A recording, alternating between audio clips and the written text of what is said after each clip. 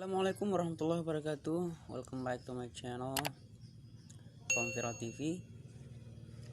Teman-teman, bagaimana kabarnya semua? Mudah-mudahan sehat selalu dan selalu mendapatkan berkah dan rezeki yang melimpah pada pagi hari ini oleh Allah Subhanahu wa taala. Amin amin ya rabbal alamin.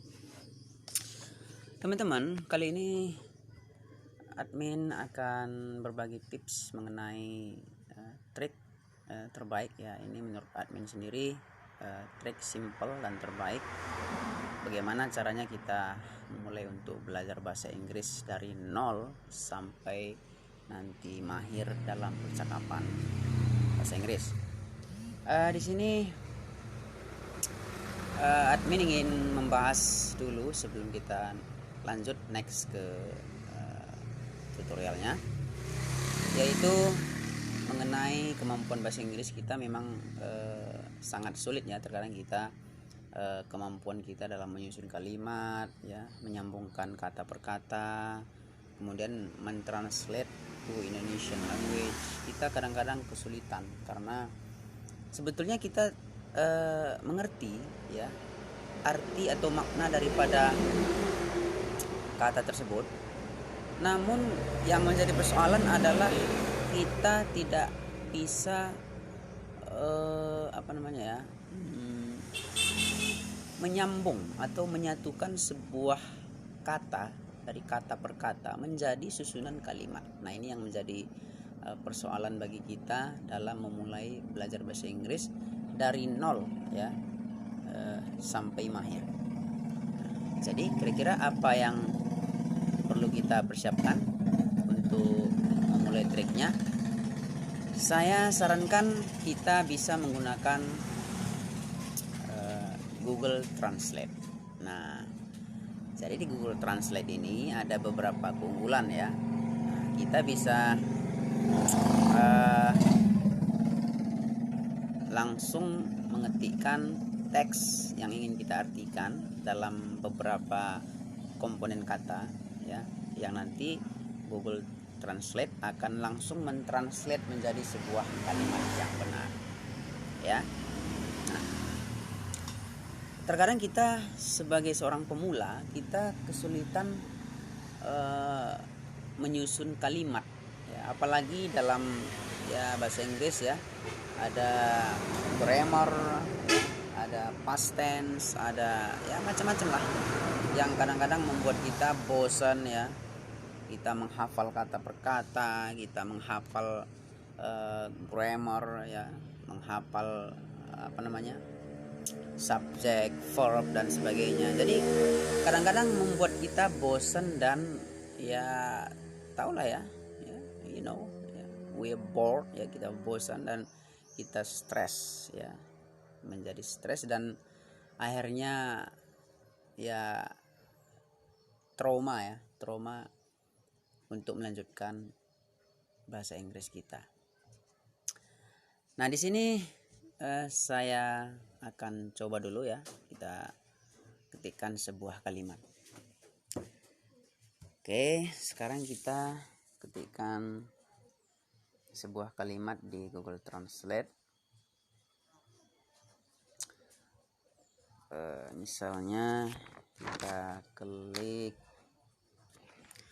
I want to walk out too. Okay. I want to walk out too. Nah, I want to walk out too. Ini adalah sebuah kalimat ya. Kalau kita artikan ini satu persatu ya, satu kata per kata, kemudian kita sambung menjadi sebuah kalimat ya, nampaknya akan mengalami kesulitan karena arti yang sebenarnya ya dengan kata yang telah tersusun itu kadang-kadang berbeda. Contoh, saya ingin berolahraga juga ya, berarti di sini kan arti daripada walk out itu kan berolahraga. Sementara kata walk out kalau kita artikan satu persatu, walk artinya bekerja, out artinya di luar. Berarti bekerja di luar. Ya. Sementara arti ataupun translate setelah disusun di dalam Google Translate artinya berolahraga. Nah, ya. Saya, want, ingin. Oke. Ini masih sama ya, antara I want, saya ingin. Ya. To, ini conjunction. Walk out to. Walk out to. Oke, to boleh juga. Tetapi kata walk out sudah berubah menjadi berolahraga. Ya. Nah, jadi kalau kita hanya menggunakan metode belajar di sekolah ya, ataupun di les-les privat yang menghafal grammar, menghafal menghafal kaidah-kaidah pronunciation ya, kemudian writing, listening. Ini menurut saya menyulitkan kita dan memakan banyak waktu. Nah, cara yang menurut saya paling efektif untuk kita terapkan adalah kita langsung menghafal sebuah kalimat tersebut yang telah tersusun artinya dengan rapi. Seperti di dalam kalimat ini. Oke. Jadi kita gampang untuk mengingat. Oh ini workout, olahraga. Parenthood ya, menjadi orang tua. Kemudian how it's going, bagaimana itu terjadi, dan ya lebih memudahkan kita sebetulnya untuk menghafal kalimat-kalimat daripada menghafal kata per kata ya. Nah, contoh, kita akan ketik sebuah kalimat lagi yang akan kita artikan dalam Google Translate. Oke, nah sekarang kita ketik di sini misalnya say your line. Oke. Nah, say your line. Kalau kita pisahkan antara your line, kita ketik line secara berdiri sendiri, independen, artinya akan berbeda. Dia akan berubah menjadi garis. Say your line. Bukan lagi ucapkan kalimatmu, tetapi garis. Nah, kalau kita klik say your line, maka akan berubah ucapkan kalimatmu. Jadi kita hafal susunan kata tersebut ya, dari yang telah tersambung dengan sebelum tersambung. Kita nggak perlu belajar grammar, nggak perlu kita belajar tata bahasa Inggris ya, kemudian nggak perlu kita belajar pusingkan dengan grammar tersebut ya. Kita hanya menghafal kalimat-kalimat dasar saja ya. Jadi kita mudah untuk memahami karena bahasa Inggris itu kata yang berdiri independen secara berdiri sendiri itu berbeda maknanya ketika dia terhubung menjadi sebuah kalimat. Nah, jadi solusinya adalah kita menghafal kalimat-kalimat tersebut ya, kemudian kita ucapkan secara menyeluruh ya, kita praktis latihan ya, kemudian kita tuliskan, kemudian kita sambungkan dengan kalimat-kalimat yang lain sehingga kita cepat memahami ya, cepat memahami bahasa Inggris, cepat memahami tata susunan kata yang tepat. Oke, nah seperti misalnya kita klik lagi ya, misalnya next to, ya. Next to, oke. Next, oh salah ya, next to artinya di samping, ya, di samping guys. Jadi next to di samping. Kalau kita tinggalkan to, next artinya lanjut. Nah ya, next ya, lanjut.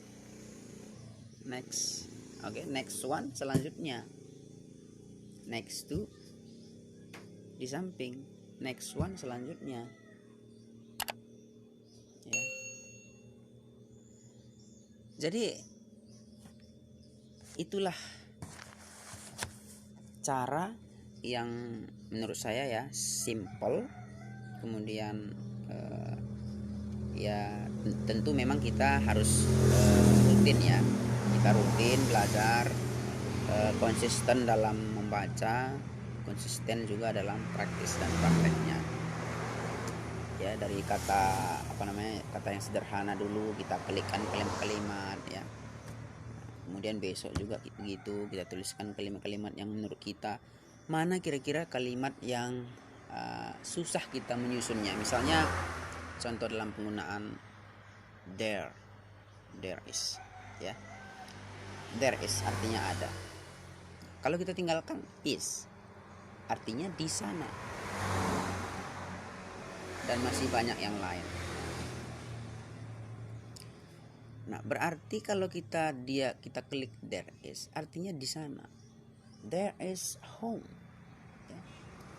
There is a house. There is a woman. There is a boy. Jadi kita klik aja, ya udah, berarti kalau there is artinya di sana kan. Artinya ada kan gitu ya. Kalau dia misalnya there are ya artinya ada. Contoh all the time. Oke, artinya sepanjang waktu. Kalau kita tinggalkan the time artinya semua kan.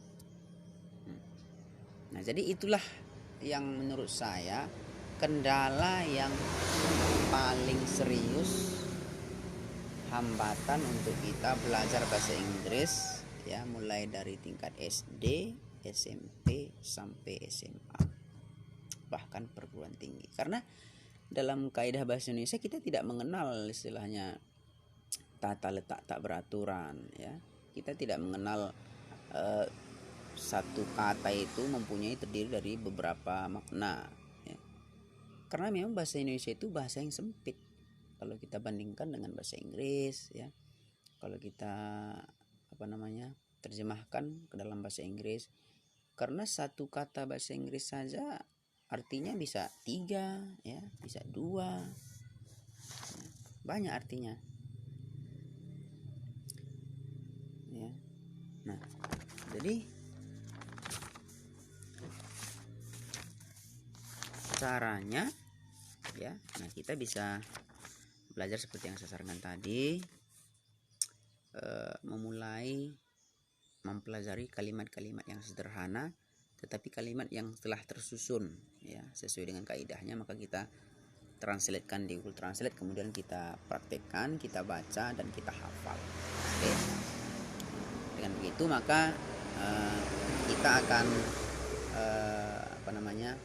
memahami komponen susunan kata tersebut, maknanya seperti apa ya. Oke, sekarang kita klik lagi kata yang lain. Oke, big deal. Oke, big deal. Kalau tinggalkan big ya, nah kan dari kata sepakat bisa menjadi masalah besar kan, berlawanan jadinya kan. Pertama sepakat, kemudian kalau kita tambahkan big jadi masalah kan ya, sepakat. Jadi kalau kita tidak memahami tata kelola susunan kata per kata dalam bahasa Inggris, inilah yang membuat kita bingung, sehingga kita terus belajar ya. kita membaca ini, menghafal ini, menghafal itu, tapi kita tidak hafal komponen susunan katanya, maka membuat otak kita ruwet, ya, ruwet, bingung, dan stres, ya. Jadi setelah kita mempelajari, oh ini artinya ini, ya, oh ini misalnya go artinya pergi, datang lagi ada goes, ada gone, ada sebagainya, macam-macam, ya. Kemudian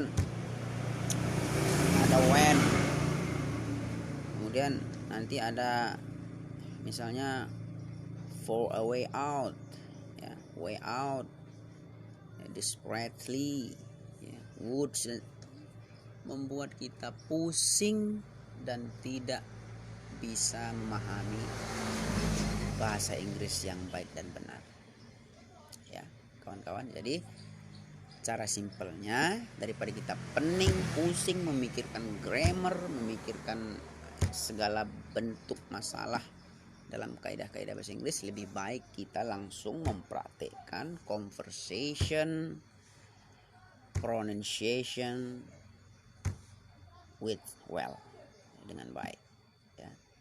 Itu saya rasa lebih simpel, lebih cepat kita memahami kaidah-kaidah dalam penulisan bahasa Inggris. Terutama pertama, lebih cepat melatih listening kita, ya kawan-kawan, ya, lebih cepat melatih listening kita menjadi lebih baik.